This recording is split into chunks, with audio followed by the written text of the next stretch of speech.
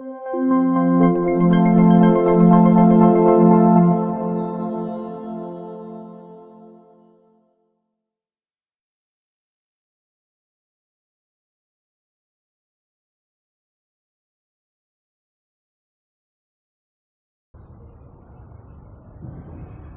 saya mendengar cerita dari orang tua,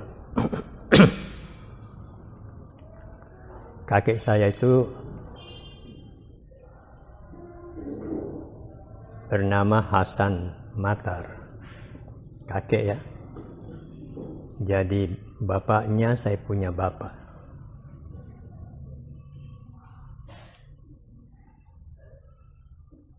Lalu bapaknya kakek saya itulah yang membawa marga Matar. Jadi orang sini bilang kakek kulantuk saya, nenek kulantuk. Kakek kulantuk saya yang membawa marga Matar itu beristrikan seorang putri bangsawan di Rapang. Seperti umumnya kita ketahui, orang di daerah-daerah ya, saya kira di semua kabupaten seperti itu di masa lampau, sewaktu masyarakatnya masih terbatas, boleh dikata bisa saling berhubungan secara kekeluargaan. Orang tua dari kakek saya itulah yang beristrikan perempuan bangsawan, sehingga bangsawan-bangsawan juga di Rapang sana sampai Baranti itu mengenal kami sebagai keluarga, bukan orang lain ya. Cuma kami tidak pakai handi karena garisnya perempuan ya. Sementara suaminya yang membawa marga Matar, itulah yang diturunkan marga Matar. Tapi ada juga garis keturunan Arabnya. Iya, Matar. Ya mungkin ceritanya dari Yaman ya, dari mana. Hasan Matar ini kakek saya bersaudara sekian orang, sekandung. Salah satu adik kandungnya Hasan Matar itu yaitu Ali Matar yang Anda sebut itu, yang ditulis oleh Pak Dr. Firdaus. Ini kakek saya juga ya, saudara dari kakek saya Ali Matar. Ada lagi adiknya Ali Matar, namanya Zahra Matar. Zahra Matar ini neneknya Pak Quraisy. Dari ibunya. Ya? Dari ibunya Pak Quraisy. Iya. Ibunya Pak Quraisy namanya Asma. Ya, Asma. Tapi tidak membawa Matar karena Zahra Matar itu bersuamikan marga Abu Resh. Jadi Zahra Matar, Ali Matar, kakek saya yang paling sulung ya, ini bersaudara kandung. Jadi kami keturunannya, saya dengan Pak Quraisy ya sepupu dua kali ya, sepupu dua kali gitu. Karena orang tua saya, bapak saya itu sepupu satu kali dengan anaknya Zahra Matar itu, yaitu Asma Abu Resh. Asma Abu Resh ini bersuamikan Syihab, Abdurrahman Syihab. Itulah ayahnya Pak Quraisy, melahirkan Pak Quraisy bersaudara. Pada dasarnya, menurut cerita, keluarga-keluarga yang membawa marga Arab itu,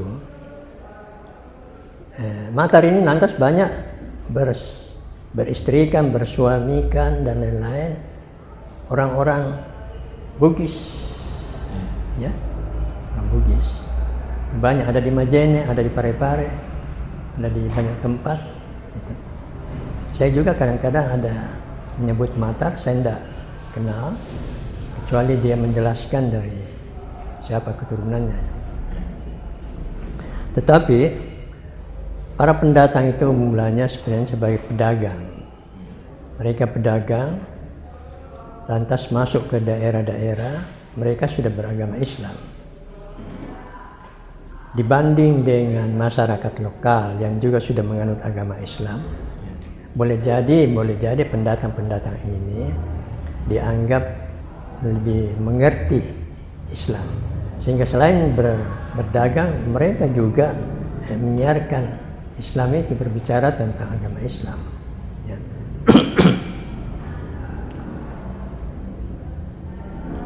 Mungkin karena itu bapak saya Mahmud Matar itu dia juga pedagang.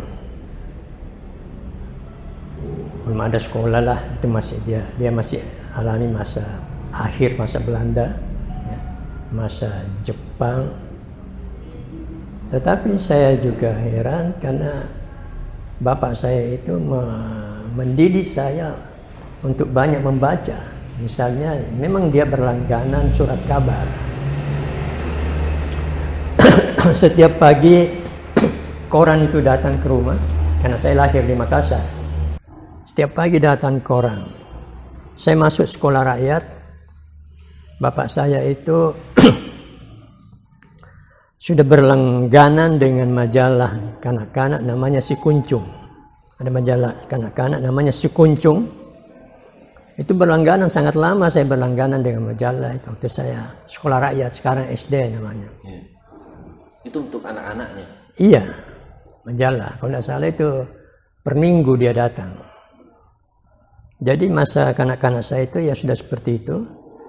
Dibimbing oleh ayah, abah untuk suka membaca. Berarti sejak dari bapak sudah pindah dari Rapang, bro? Bapak memang iya dari Rapang, pindah ke keluarga besar kan di Rapang toh. Iya. Pak Quraisyam juga begitu dulu. Oh. Di Rapang. Malah Pak Quraisy lahir kalau tidak salah di Rapang. Alwi lahir di Rapang. Yang tua-tua itu lahir di Rapang. Saya lahir di Makassar. Ya. Jadi mereka jadi Quraisy dengan Alwi kalau tidak salah di Rapang dia lahir. Kelahirannya Rapang. Tapi abahnya itu juga pedagang. Pindah ke Makassar. Pindah ke Makassar. Tapi itulah tadi mereka yang berasal usul dari keturunan Arab seperti itu masuk ke masyarakat pribumi, dianggap dia lebih memahami agama. Lantas orang-orang yang sering bertanya ke situ toh, padahal pekerjaan utama mereka sebenarnya berdagang. Tapi karena mereka seperti itu, lantas merasa posisinya dihormati oleh masyarakat, lalu mereka juga tumbuh seterusnya di sini ya, di Sulawesi Selatan, ya menjadi orang-orang yang menurut kita ya orang terpelajar. Misalnya bapaknya Pak Quraisy yang pernah memimpin ketua Yayasan Masjid Raya Makassar, pernah menjadi rektor UMI, pernah menjadi rektor IAIN. Saya tidak tahu dari mana profesornya, mungkin profesor kehormatan ya, Pak Rahman Syihab. Tapi titel kesarjanaan akademiknya saya kira tidak ada. Kalau ayah saya memang tidak punya gelar. Ya. Pernah sama-sama jual di Pasar Butung, Pak Rahman Syihab dengan abah saya itu kiosnya berdampingan di Pasar Butung yang lama. Dan rumahnya Pak Quraisy sebelah Pasar Butung itu. Tapi Sayyidnya Prof tidak turun dari Sedagang. Iya. Yang saya lihat kan Sayyid Ali Matar itu tidak turun. Sayyidnya. Pak Quraisy juga tidak mungkin karena sikap keterpelajaran keluarga-keluarga Arab tertentu. Apalagi yang seperti saya misalnya Matar sudah berasimilasi demikian rupa dengan pribumi. Ya.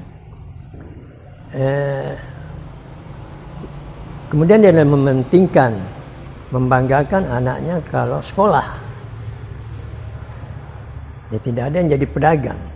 Tidak ada yang mengikuti orang tuanya sebagai pedagang. Justru misalnya kami, ya saya banyak sekolah, kakak saya juga sekolah, tapi kondisi waktu itu tidak gampang sekolah. Akhirnya saya lah misalnya satu-satunya yang bisa sekolah terus sampai perguruan tinggi. Kemudian diikuti oleh beberapa adik saya, ya. Sekolah juga. Kemudian anak-anak kami tidak ada yang berdagang.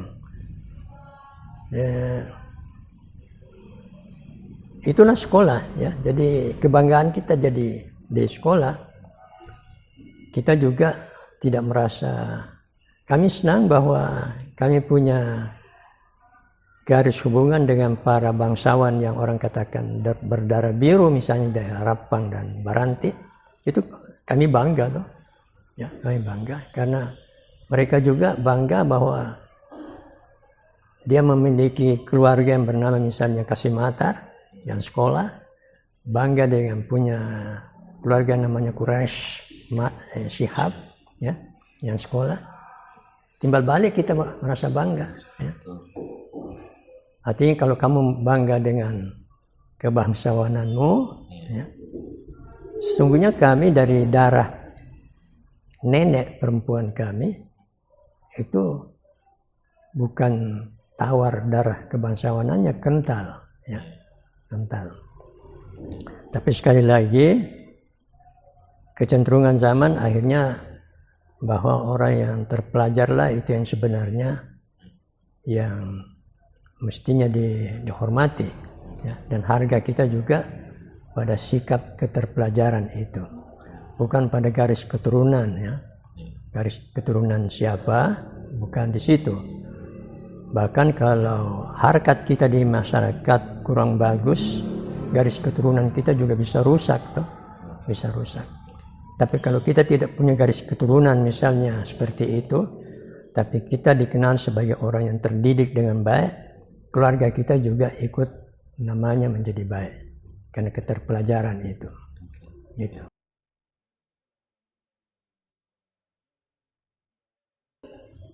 Baru saya pindah ke Rapang. Oh, di dasar. Naik kelas 6 saya pindah ke Rapang. Di sana pesantren atau? Saya pesantren juga. Ada pesantren Muhammadiyah namanya Pesantren Pendidikan Ulama yang menampung anak-anak Muhammadiyah se-Sulawesi Selatan. Mulai dari Palopo sampai Bulukumba. Lokasinya di Rapang. Di Rapang. Saya ikut di pesantren itu. Peserta dari Palopo yang paling banyak. Palopo luas toh? Yeah. Banyak sekali. Kita satu asrama. Ada dari Baru, ada dari Pangkep, ada dari Pindrang, ya, Parepare, ada dari ya macam-macam lah. So, itu Muhammadiyah punya. Tidak cukup saya 6 tahun karena 6 tahun itu saya tamat di PGA-nya. Kalau pagi di PGA, malamnya di pesantren. Ya duluan ini PGA-nya saya masuk. Saya tamat di PGA. Saya ingin sudah mau masuk ke fakultas. Kalau saya tunggu, nanti tidak bisa masuk ke fakultas. Jadi saya mohon Pak sekolah diizinkan. Ya. Jadi saya pergi ke Makassar masuk IAIN. Itu tahun 1967 barangkali. Berarti SMP, SMA-nya di Rapang. SMP-nya SMP Muhammadiyah, kemudian PGA-nya juga Muhammadiyah, namanya Pendidikan Guru Agama Lengkap PGAL Muhammadiyah. Itu berselaras dengan pesantrennya dalam gitu. Sekolah rakyatnya 1 tahun di Rapang. Ya. Saya pindah ke Rapang.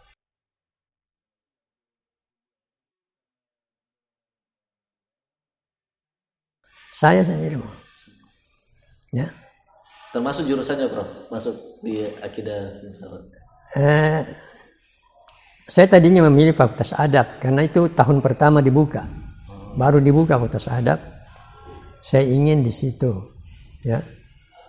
Khususnya jurusan bahasa Arab. Waktu itu orang tua saya minta kalau kamu nanti Makassar coba ke rumahnya Pak Rahman Shihab. Waktu itu beliau dekan Fakultas Syariah. Ya. Jadi saya ke rumah beliau, saya sampaikan niat saya mau masuk di IAIN. Dia tanya di fakultas mana. Saya bilang saya ingin masuk di Fakultas Dakwah. Setelah itu dia bilang, kamu ikutlah. Ikut di mobilnya mau ke kantor toh. Saya ikut di mobilnya. Beliau waktu itu sudah dekan. Dekan Fakultas Syariah. IAIN. Lalu saya ikut di atas mobil itu kami bicara. Lalu beliau mengatakan Fakultas Adab itu masih baru. Maksudnya masih baru, mungkin belum terlalu siap dosennya, fasilitas. Memang kita belum punya gedung. Kami kan menumpang di UMI. Yayan itu pakai UMI Kakatua. Ya, UMI Kakatua. Waktu itu UMI mengalami pasang surut. UMI tidak maju. Jadi gedungnya dipakai oleh Yayan. Ya. Dan itu Fakultas Dakwah baru mau dibuka. Ya. Sebaiknya kamu masuk di Usuluddin, dia bilang. Jadi dia yang minta saya masuk di Usuluddin. Karena saya hormati dia seperti itu ya. Iya. Tapi kan beliau dengan syariah, Bro. Dia tidak tawarkan ke syariah. Dia tidak tawarkan.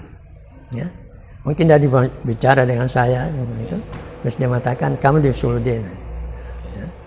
Semacam wawancara barangkali. Saya tidak tahu juga, tapi di mobil itu saya berubah karena beliau mengubah saya punya pilihan itu. Kamu di Usuluddin, saya ke Usuluddin. Saya masuk Usuluddin di jurusan Akidah Filsafat. Nah, di situlah saya selesai. Lalu sekolah lanjut sampai ke S3.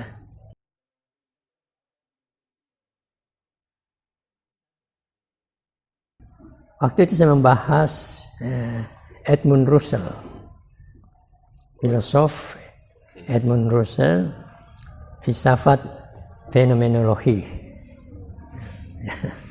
Itu. Tapi mungkin sudah tidak ada, tidak tahu di mana itu skripsi. Filsafat fenomenologi.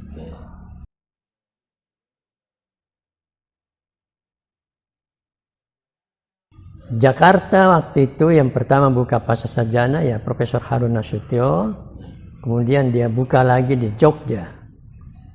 Tapi itu dibawa kepemimpinan Profesor Harun Nasution. Tes di seluruh YN di Indonesia atau waktu itu belum ada stay negeri, belum ada. Ya, harus melalui YN. Tesnya bisa di lokasi, kirim hasil pekerjaan tes, kata orang diperiksa begitu, Pak Harun yang menetapkan ini di Jogja, ini di Jakarta, yang lulus itu. Setelah nilainya diperlihatkan sama Pak Harun, sekian nilainya dia lihat, maka dia menetapkan ini Jakarta pasca sarjana, yang ini Jogja. Saya ditempatkan di Jakarta, Ciputat, gitu.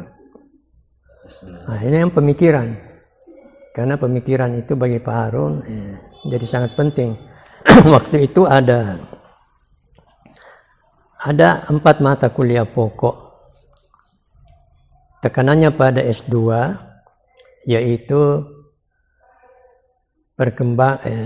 sejarah peradaban Islam, bukan sejarah kebudayaan, sejarah peradaban Islam. Ya. Yang kedua, sejarah perkembangan pemikiran dalam Islam. Yang ketiga, ini dilanjutkan pada program S3 nanti, yaitu Ulumul Quran dan Ulumul Hadis. Menurut Pak Harun, 4 mata kuliah ini dasar. Saya ingat pada kuliah hari pertama di pasca, beliau yang masuk, antara lain beliau mengatakan, waktu itu mata kuliah sejarah peradaban Islam. Pak Harun mengatakan bahwa kita banyak punya cendekiawan Islam di Indonesia. Tetapi belum ada yang doktor di bidang agama Islam. Memang belum ada pasca sarjana. Dari Mesir juga belum ada ya. Kalau ada mesti dari Barat. Ya ada dari Mesir ya, satu-satu. Kita punya banyak pakar sejarah Islam. Tapi menurut beliau, banyak dari mereka salah faham terhadap sejarah Islam itu sendiri karena sumber yang dia baca bukan sumber yang standar. Pokoknya banyak salah faham lah. Mungkin mereka membaca asal buku sejarah dia baca. Berarti waktu S2 langsung diajar sama Prof. Harun Prof. Harun. Sejarah peradaban dan sejarah pemikiran. Demikian juga katanya sejarah pemikiran. Pemikiran Islam, pemikiran itu bisa fikih ya. Ya, pemikiran imam fikih, pemikiran dan lain-lain itu, ya. Tafsir. Itu banyak salah paham kata beliau, karena dia membaca buku-buku sebenarnya tidak berdasarkan panduan dari perguruan tinggi yang benar. Ya. Nah itu betul. Saya ingat waktu saya belajar, dulu waktu saya SMP, Muhammadiyah, kita belajar ada sejarah Indonesia, ada sejarah dunia. Waktu itu. Ada dua buku pegangan dikarang oleh Anwar Sanusi. Ketika saya belajar sejarah dunia, topiknya waktu itu Turki. Guru sejarah saya itu di SMP termasuk sangat dihormati, karena boleh dikata dia termasuk tim guru yang menyusun soal-soal sejarah ujian SMP. Daerah Parepare dan sekitarnya. Segan untuk bidang itu. Ya, sejarah. Beliau mengajar kami, guru kami di SMP Muhammadiyah. Ketika dia menerangkan tentang Turki sampai kepada istilah Turki disebut the sick man of Europe, orang sakit dari Eropa. Turki disindir sebagai negara yang lemah ya.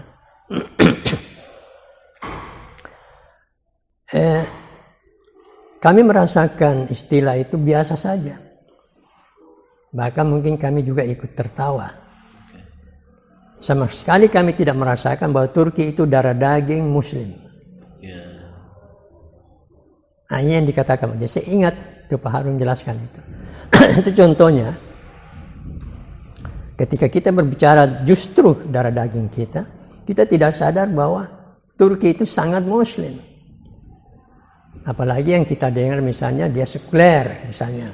Ya. Sekuler itu harus dibenci dan segala macam. Nah itu yang dikatakan Prof. Harun. Bolehlah kita menyebutkan bahwa Turki waktu itu disindir oleh Eropa sebagai orang sakit dari Eropa karena dia memang menakluk. Kenapa dia di Eropa? Karena justru Turki menaklukkan Konstantinopel yang Kristen itu, lantas mengambil kota itu, mengganti namanya menjadi Istanbul. Itu tanah Eropa. Turkinya itu Asia. Dibelah oleh Selat Bosporus. Coba. Mestinya kan kalau guru kita itu seperti yang dikatakan Prof. Harun, dia harus menumbuhkan bahwa Turki yang dulu yang diejek itu bagian dari moyang kita yang menaklukkan Eropa. Ya. Tapi sejarah seperti itulah lantas Kristen Eropa menyerang, mengambil alih hegemoni ya, karena kekuatan militer dan teknologi, mestinya digambarkan begitu.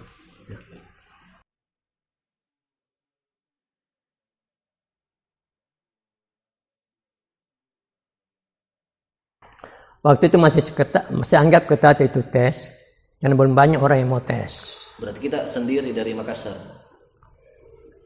Ada teman yang diarahkan ke Jogja kalau tidak salah. Beberapa teman yang sebelum saya yang lebih dulu yang pergi tes, Radi Al-Hafid almarhum. Rahim Yunus, doktor, itu ke Jogja. Profesor Nasir Mahmud itu ke Jogja. Tapi banyak atau beberapa dari mereka yang tadi ini Jogja, ketika tahun terakhir, dia ke Jakarta. Setidaknya untuk alasan melakukan penelitian, tapi lantas konsultasi dengan dosen-dosen yang ada di Jakarta, lantas selesai di Jakarta. Ya. Ada yang begitu.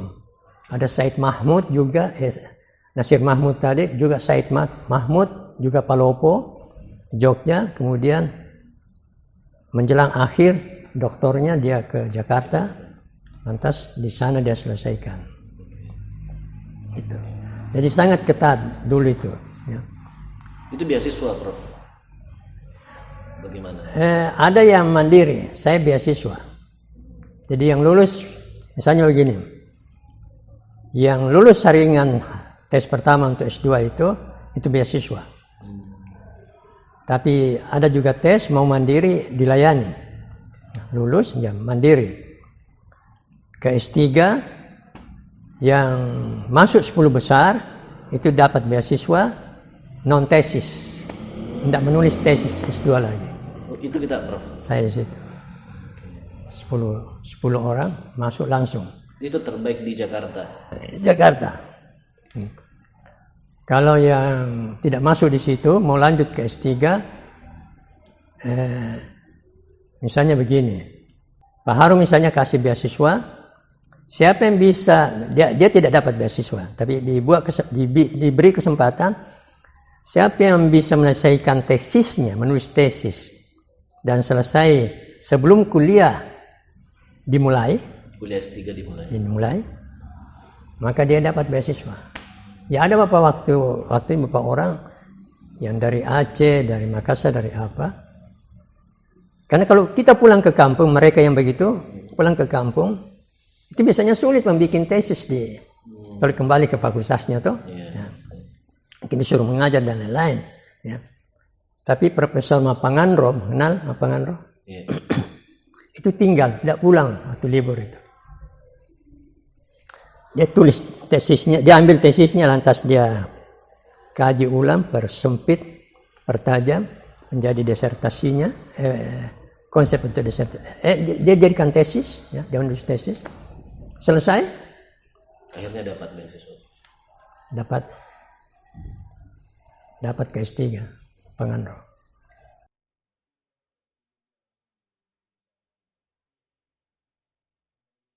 Disertasi saya sebanyak itu untuk pengaruh zaman ya, itu kan masa jayanya Pak Harto 1980-an.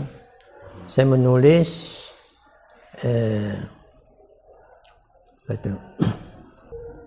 sebenarnya politik Islam ya, politik Islam di zaman Orde Baru, kira begitu temanya. Politik Islam di zaman Orde Baru. Itu tema pokoknya. Setelah selesai S3 kembali ke sini 98, 1 tahun kemudian pada tahun itu juga reformasi. Ya, Pak Harto jatuh. Reformasi itu lantas sebagai dokter baru saya banyak diajak. Kalau di Makassar sebenarnya itu karena aktivitas saya di HMI, boleh dikata Unhas yang sangat banyak HMI di situ.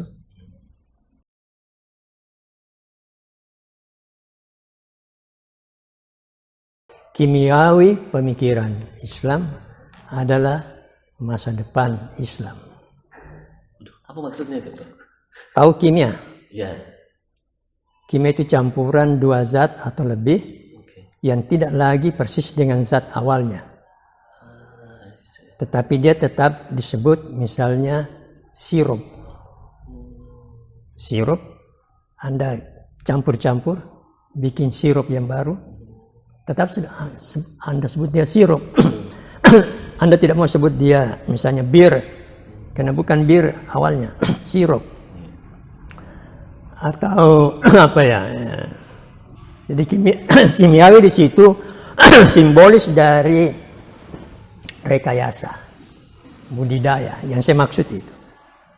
Budidaya Islam, rekayasa Islam, itu akan menjadi Islam di masa depan. Ya bagaimana Islam masa depan tidak akan persis sama lagi dengan Islam yang kita anut. Karena dia berkimiawi. Tapi tidak boleh kita mengatakan bukan Islam. Waktu saya pidato guru besar itu, saya turun dari mimbar, saya bawa dekorasi di situ, kembang seperti ini. Ya. Ya. Saya ambil seperti ini, ada tangkainya. Saya turun. Saya bilang, Anda kan tahu semua cangkok. ini pohon Islam, saya bilang. Saya cangkok. Sekian lama saya rawat itu cangkok. Setelah tiba saatnya saya ambil, saya cabut cangkok itu. Saya pindahkan ini, yang saya cangkok dari pohon Islam, saya kasih tempatkan di satu wadah. Saya rawat dan dia tumbuh. Saya pasti mengatakannya dia mangga karena ini cangkok dari pohon mangga. Meskipun ini tidak sama lagi mangga ini. Mungkin dia subur, lebat, atau kecil, buahnya lebat, tapi tidak mungkin saya mengatakannya jambu. Tidak boleh saya mengatakannya dia salak atau anggur. Dia mangga. Demikian juga Islam. Dengan pemikiran-pemikiran kita mencangkok Islam itu, terus suatu waktu muncul Islam yang tidak sama dengan Islam kita. Tidak akan kita katakan dia Kristen, Hindu, Buddha, dan lain-lain. Ya, tapi dia tetap Islam. Meskipun Anda melihat faktanya, bahwa tidak sama lagi dengan Islam yang pernah dikenal. Itulah Islam masa depan. Jadi kimiawi pemikiran Islam adalah Islam di masa depan.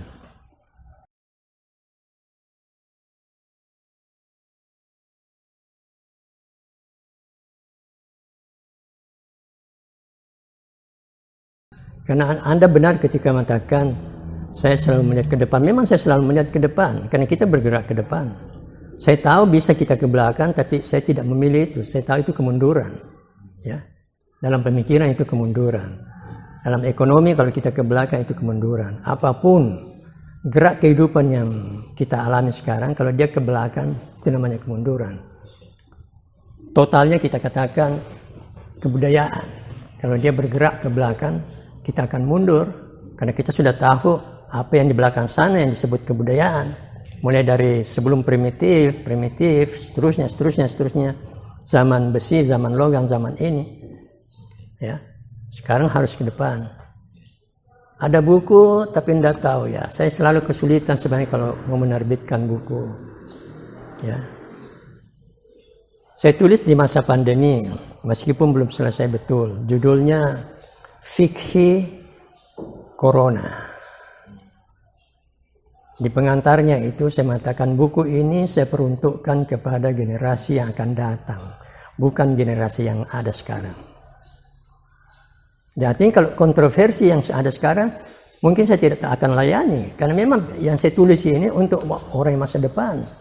Anda mungkin tidak masuk di pikiran Anda, ya, tidak masuk di pikiran Anda, karena memang ini buku saya tulis Fikhi Corona untuk anak cucu di masa depan. Yang mungkin ya ada benarnya.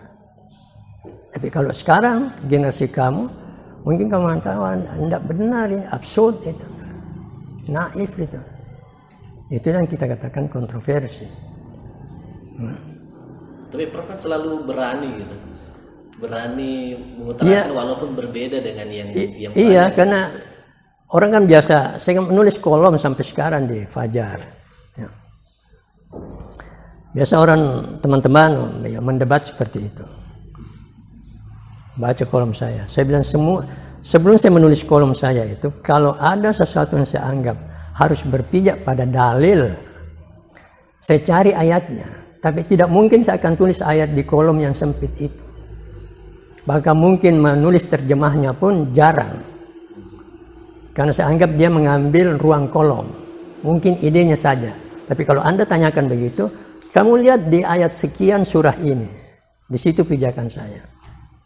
Atau kalau ada hadis, saya bukan misalnya pakar hadis, bukan pakar tafsir.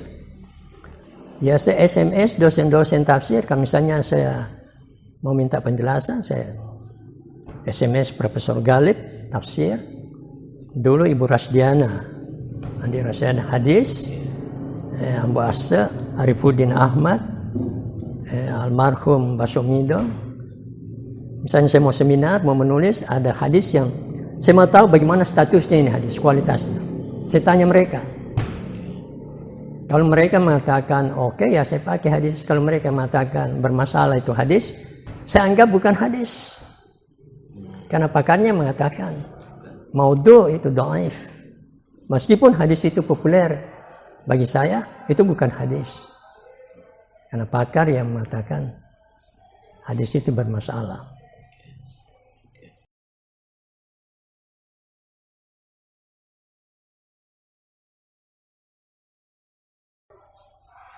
Kelas 6 SD, SR. Kenapa? Karena kita dulu waktu SR ada mata pelajaran mengarang. Ada berhitung, ada juga berhitung cakap. Kalau berhitung itu teori-teori berhitung matematika diajarkan oleh guru di kelas. Kalau tiba jam berhitung cakap, itu guru seperti mempraktekkan matematika itu, bercakap-cakap mempraktekkan. Ada juga mengarang. Kalau mengarang bukan karangannya saja dinilai, tapi menulis. SR dulu itu ada mata pelajaran menulis. Waktu saya SR di Makassar, ada mata pelajaran menulis. Sehingga buku-buku dulu itu di garisnya begini, ada garis tengahnya. Sehingga kita bisa membedakan huruf T lebih rendah daripada huruf H. Oh, iya betul. Huruf kapital harus full ke atas. Ya. K ini hanya sampai di sini, tidak boleh dia naik ke atas. Masih dapat. Itu kita pelajari. Nah, mengarang juga begitu. Menulis, mengarang, apalagi itu nilai tertingginya 80. Yang lain-lain bisa dapat 100 atau 10. Satu ketika saya mengarang. Karangan saya itu bertemasa ke air terjun. Saya dapat 90. Itu tidak ada nilai begitu. Yang ada itu maksimal 80. Saya disuruh naik depan kelas membacakan itu. Padahal saya sekalipun tidak pernah bertemasa ke air terjun. Hanya membaca. Saya pernah membaca roman Melayu, judulnya gadis di air terjun. Ada gambarnya itu air terjun atas, ada gadis mencuci. Saya tamat itu baca roman. Menghayalah saya bertamasa ke air terjun. Berarti referensi-referensi itu di rumah, bro? Iya. Buku-buku yang ada di rumah. Iya. Rumah. Panji Masyarakat dulu saya punya. Gema Islam, majalah itu. Itu dibaca sejak kecil? Ya, pelajar waktu kita pelajar. Waktu saya SMP, kemudian PGA. Dulu kita itu, karena tidak ada seperti zaman sekarang, orang video dan film, kita membacanya Koping Ho, silat. Demikian juga Koboi, cerita-cerita Koboi di Paraire, ya, All Shatterhand, ya, dan lain-lain, jago-jago itu. Demikian juga cerita wayang, komik, berjilid-jilid itu saya baca. Ya. Demikian juga petualangan Wiro, sekarang Wiro Sableng, ya. Itu berarti memang Bapak yang menyediakan uang? Kalau dia belikan saya kalau ada uang saya beli. Sampai sekarang pun juga misalnya kalau saya ke Gramedia, ya saya suka beli biar 1 biji buku. Atau saya kasih ikut saya punya cucu, mau beli apa ya.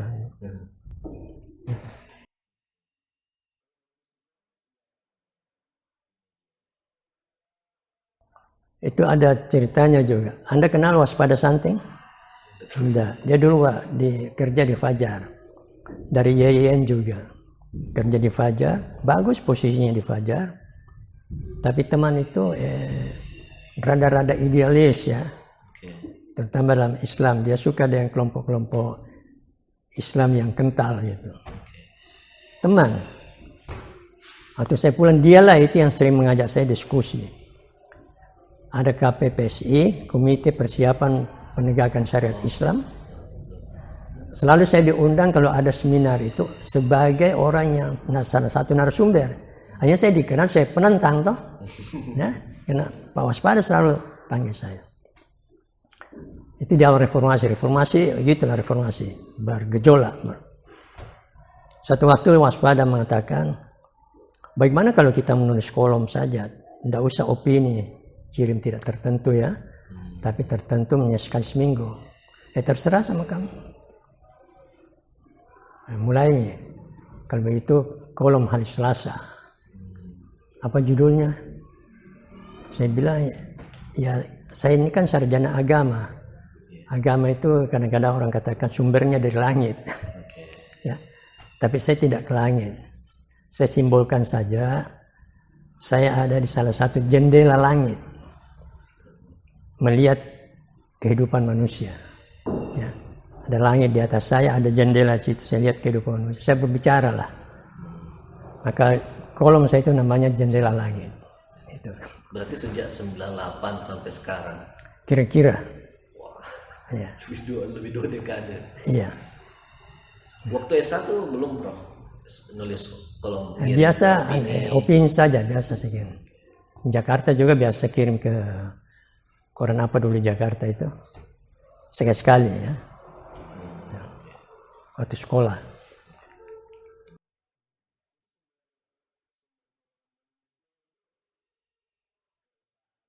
Seperti apa? Itu benar. Enak kita menulis kalau ada yang mendorong kita semacam keresahan.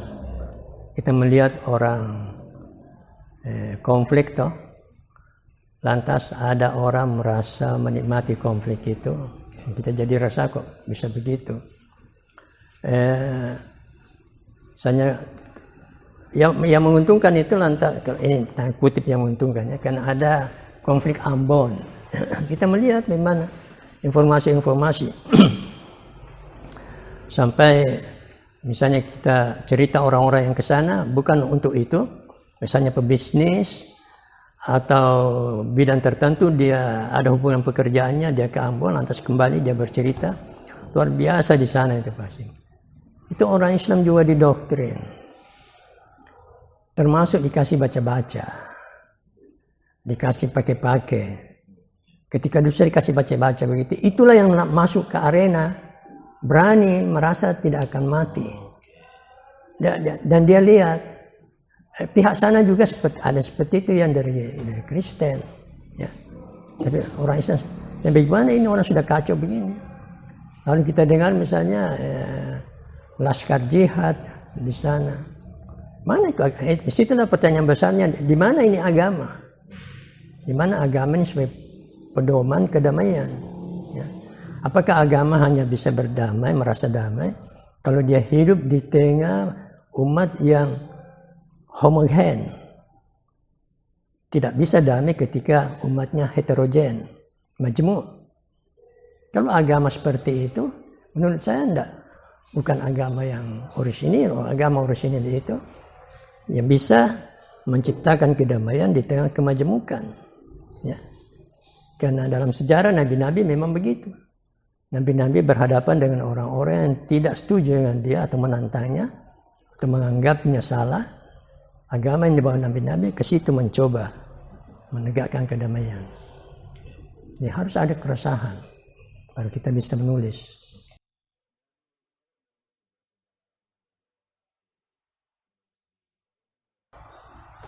Ya sampai ya sama tadi yang saya singgung tuh, saya berbicara ke depan, saya selalu melihat ke depan bahwa masa depan manusia itu, khususnya kita, manusia umat Islam itu, dia akan menerima kenyataan yang tidak sama. Kalau panjang usia Anda misalnya sampai 80 tahun, 90 tahun, Anda akan mengingat ketika usia Anda sekarang seperti ini sudah jauh berbeda.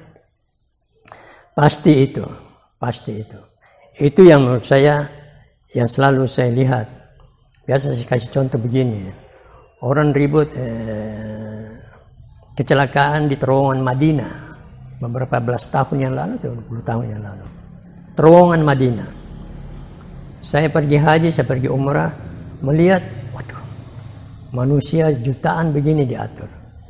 Sehingga pikiran saya, sekiranya Ka'bah ini di Tokyo, atau di Washington, atau di New York, atau di London, apakah praktek tawaf itu seperti haji seperti itu? Kenapa saya bertanya begitu? Karena negara-negara yang saya sebut itu negara teknologis, saintis. Ya. Pasti saintek akan ikut campur dalam ibadah itu. mereka negara yang maju menguasai saintek, bisa saja pelataran tawaf itu semacam eskalator. Pergi melempar jumrah itu eskalator. Pokoknya teknologi memudahkan. Ulama-ulama mereka, karena dia di Tokyo, ulama ya dia orang Amerika, ulamanya berijtihad, bahwa itu boleh. Sama misalnya orang Arab, Saudi, itu kan padang Arafah dulunya sempit. Tapi karena setiap tahun bertambah jamaah, akhirnya berijtihad ulama Saudi bahwa kita tambah lagi area ini menjadi Arafat. Karena Nabi mengatakan Al-Hajj Al-Arafah. Haji itu lokasinya di Arafah. Ini tidak muat. Maka mereka berijtihad, perluas padang ini Arafat. Semua Arafat. Ijtihadnya hanya begitu. Tapi kalau ijtihad negara modern, tentu tidak seperti itu saya kira. Mungkin terowongan Mina itu jangan satu karena dia mampu. Ya. Bikin sekian terowongan bersamaan lewat situ. Ya. Naik melempar di jamarat itu ya eskalator supaya orang tidak berdesak-desakan. Ya. Nah, itu. Pemanfaatan teknologi. Dan itulah saya katakan. Kalau teman-teman UIN, saya dosen, bukan kita yang memegang teknologi. Kalau kita yang memegang teknologi, pasti agama ini berubah. Tidak seperti yang kita lakukan. Pasti kita minta tolong pada teknologi yang kita kuasai untuk memudahkan pelaksanaan agama ini. Tapi karena bukan kita di situ, ya ini kejadiannya. Dan kita anggap beragama seperti itu.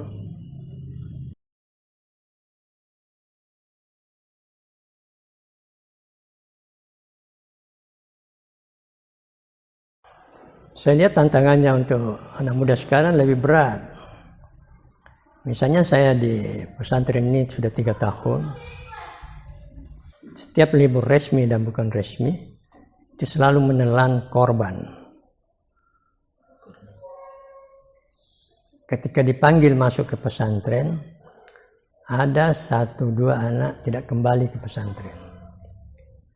Pengaruh nikmatnya libur di rumah. Kenapa? Karena ini. Dan pesantren kan tidak boleh begini. Nah, libur panjang itu menurut saya merusak. Yang kedua, generasi muda itu mendapat tantangan karena kita 2 tahun lebih dalam suasana, kalaupun belajar sekolah namanya Zoom, online. Menurut saya tidak terlepas untuk anak-anak muda belajar seperti itu. Kecuali Anda memiliki metodologi Zoom yang sangat canggih. Ya, kalau mahasiswa mungkin, tapi kalau anak SMP, anak SMA, apalagi yang dibawa dari itu, ketika dia Zoom, apalagi Zoomnya layarnya sempit, ya. Kalau layar dinding besar begitu, oke lah, lebih enak toh. Kadang-kadang berdialog, ekspresi guru di sana, ekspresi anak-anak tidak bisa dirasa langsung, kecuali dalam kelas, ya. Ya, anak-anak yang tidak aktif ya sudah. Nah, menurut saya itu tantangannya. Sehingga orang kadang-kadang berpikir bagaimana kita melahirkan orang seperti Syahrir, Hatta, Soekarno. Bisakah kita ciptakan lingkungan iklimnya seperti itu? Itu pikiran yang bagus, tapi menurut saya tetap susah karena tidak mungkin lagi kita ciptakan iklim seperti itu. Ya. Rumah di mana Soekarno pernah tinggal, Hatta di kampungnya dulu, Syahrir dan lain-lain, tidak mungkin kita ciptakan seperti itu karena teknologi bergerak terus. Kalau kita mau ciptakan pasti ada campur tangan di situ. Mau bikin rumah seperti itu, tidak ada keluarga begitu lagi, ya. Jadi tidak usah berpikir ke sana. Tetapi menurut saya ada satu hal yang penting, yaitu tanamkan semangat kepada generasi muda untuk tetap membaca. Sekolah. Anda mau datang ke sini, saya mengirim SMS ke teman-teman di grup. Kalau Anda mengenal ada anak-anak putus sekolah, usahakan dia bisa ke pesantren Matahari untuk level SMP dan SMA. Siapa tahu dia mau dan bisa kami tampung. Kenapa? Karena kegelisahan saya sekarang, banyak anak-anak putus sekolah. Pengalaman saya, banyak anak-anak putus sekolah. Ada yang sekolah tapi sebenarnya tidak punya semangat untuk sekolah. Semangat tidak sekolah itu dimiliki anak itu, atau orang tuanya tidak memiliki semangat itu. Itu masalah kita sekarang. Dan kalau ini kita tidak pedulikan, saya pastikan Indonesia akan terpuruk masa depan. Bolehlah teman-teman yang main politik di partai silakan, tapi Anda perhatikan, politik itu juga untuk pendidikan. Sisihkan sedikit sekian persen perhatian Anda dalam berpolitik untuk mendorong perkembangan pendidikan. Kalau Anda di bisnis apalagi, ya. Anda di bidang sosial, ya, itu juga. Jangan terlalu fokus, karena pendidikan ini menurut saya yang paling penting. Kalau itu terabaikan, menurut saya konyol kita sebagai bangsa. Sementara kita melihat bangsa-bangsa lain, sulit kita kejar. Dari pengetahuan, padahal peradaban maju itu salah satu pilar pentingnya adalah menguasai pendidikan. Pendidikannya paling standar. Selain disiplinnya, dua itu. Peradaban itu dua sayapnya. Pendidikannya unggul, disiplin masyarakatnya juga unggul. Kalau sama-sama unggul, dia menjadi superpower. Dia jadi negara adikuasa. Disiplin masyarakatnya sangat oke. Tingkat pendidikannya tak tersaingi, pasti dia menguasai peradaban. Kita bisa sebut, no? Bangsa mana itu? Tentu kita sebut Amerika. 1-2 negara di Eropa Barat, Eropa Timur, kita seperti Rusia, ya. Cina sekarang di Asia. Jadi jangan orang bangsa kita malah biasa orang mengejek Cina, tapi tidak sadar Cina itu disiplin rakyatnya. Kita baca sejarah COVID-19 yang mereka alami, mereka mematuhi pemerintahnya. Pada situ sumbernya itu penyakit, tapi dia bisa atasi dengan miliaran penduduk seperti itu. Teknologinya boleh dikata kalau tidak sama sudah di atas Amerika, Cina. Nah, kenapa kita masih membiarkan misalnya generasi muda mengejek Cina? Kenapa tidak diubah itu mindset bahwa ada negara yang dekat dengan kita, sebelah kita ini Cina. Kalau kita berkawan, kita bisa meminjam mengambil teknologinya, ambil alih toh, belajar sama mereka. Bagaimana mereka jangan melihat bahwa mereka komunis. Ya. Bahkan bisa kita belajar bagaimana dari komunis bisa menciptakan masyarakat disiplin seperti itu. Dan kita ambil. Mungkin dari Islam ada ya. Tapi apakah Anda mempelajari Islam dengan baik? Itu. Itu juga lah alasan kenapa pada akhirnya Prof mendirikan pesantren ini. Iya. Karena itu pendidikan ya.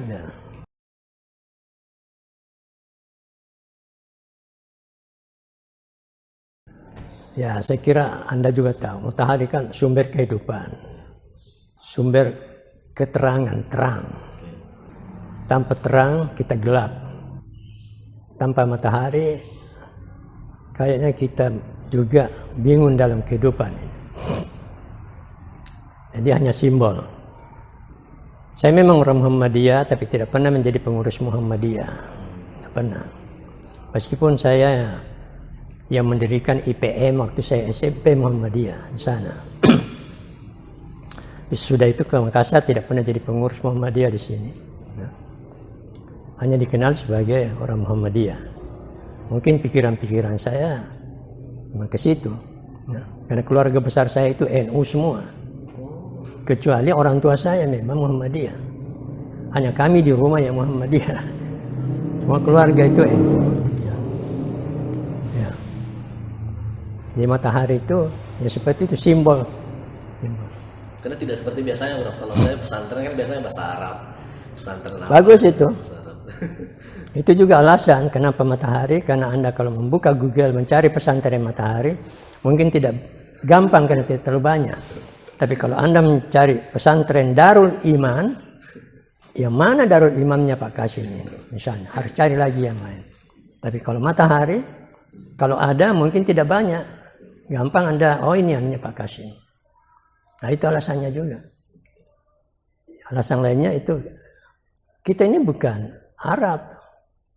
Kita Indonesia, kenapa? Kenapa tidak berbangga dengan nama-nama bagus Indonesia? Misalnya, saya pernah terus kubahnya masjid itu, pada tukang kubah itu, saya berkelakar tapi sungguh-sungguh sebenarnya. Itu kan bulan bintang atau bulan sabit. Tidak pernah kau bikin merpati. Dan tidak ada kubah merpati, Pak. Yang ada itu gereja Pantekosta ayam tuh. Yang ada ayam Pak, tapi gereja.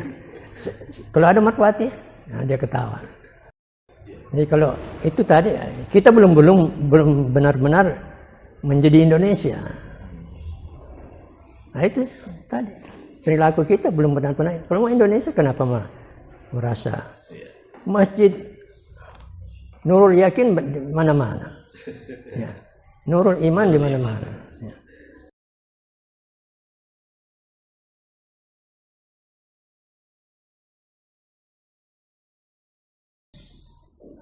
Tidak bisa saya menyebut satu dua karena mungkin juga orang yang suka membaca sulit Anda minta yang begitu.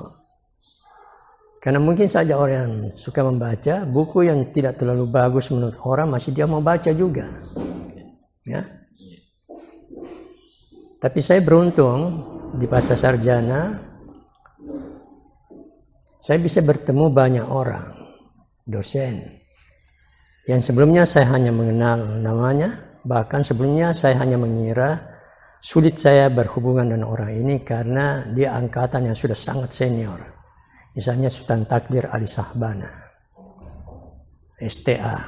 Ketemu di Jakarta? Dosen kan, dosen kebudayaan. Ada nama-nama dosen ilmu sosial misalnya di UI yang selama ini waktu di Makassar dengan teman-teman kita diskusi hanya mengenal namanya. Saya sudah lupa namanya juga. Dosen-dosen UI itu mengajar di Pasca Sarjana Ciputat. Pakar-pakar ilmu sosial yang dikenal pada masanya. Ya. Selain yang memang kita sudah kenal secara ke dalam seperti Cak Nur, ya, Menteri Agama Syazali, ya. Ya. Atau salah satu tim penterjemah Al-Quran, siapa itu, Kiai Bustami, ya, masih hidup waktu itu, ya, mengajar kami juga di teks, belajar teks bahasa Arab, teks sejarah. Nah itu banyak sekali begitu. Jadi saya merasa beruntung, orang-orang yang dipuji oleh para kaum terpelajar, di antaranya saya bisa bertemu langsung dengan mereka. Di Pasca Sarjana, apakah di S2, seperti Deli Arnor, dan lain-lain, itu ketemu sama situ. Selain misalnya sarjana asing dari Belanda, atau kami diberi kesempatan di Pasca Sarjana untuk mengikuti seminar-seminar terbatas pada dosen-dosen tamu, apakah dari Australia atau dari Barat. Itu semua yang saya sebut juga dalam disertasi saya itu, bahwa saya menghormati mereka karena mereka itulah menjadi jendela bagi saya untuk melihat kehidupan nyata ini dan berbicara tentang kehidupan itu. Gitu.